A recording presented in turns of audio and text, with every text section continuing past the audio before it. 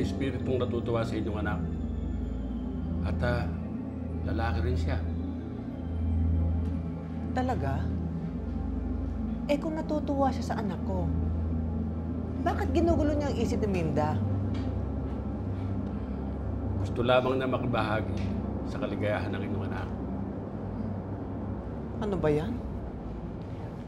Naku naman, baka naman pwedeng pagsabihan niyang kagusting. Sabihin mo sa kanya na huwag na niyang guluhin ang isip ng anak ko. Na iwanan na niya si Minda. Utang ng loob, nahihirapan na ang anak ko eh. Nay. Ay, naku naman. Eh baka mamaya hindi pa matuloy ang kasal mo eh.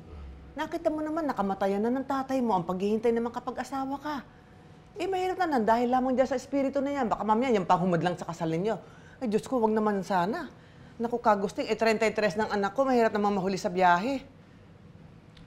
Huwag kayong mag-alala. Kinausap ko na rin siya.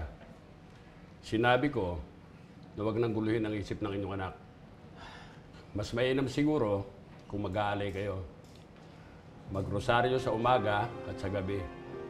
At pagkatapos, mag-alay kayo ng 7 itlog sa altar sa araw-araw sa loob ng 1 linggo.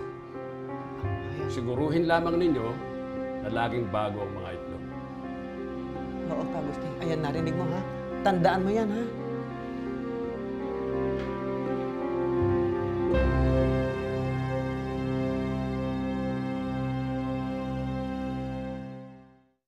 Class, study your periodic table of elements kasi may examination tayo tomorrow.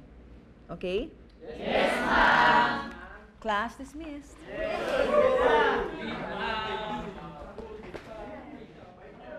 Hoy, mag-aral kayo.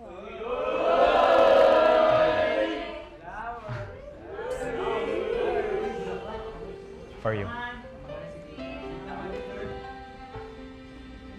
I'm sorry.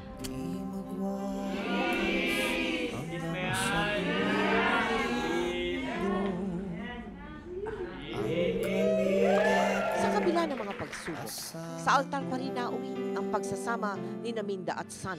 Magpakailanman hindi magbabago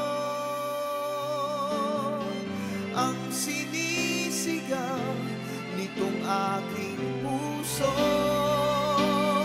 Magpakailanman, magpakailanman.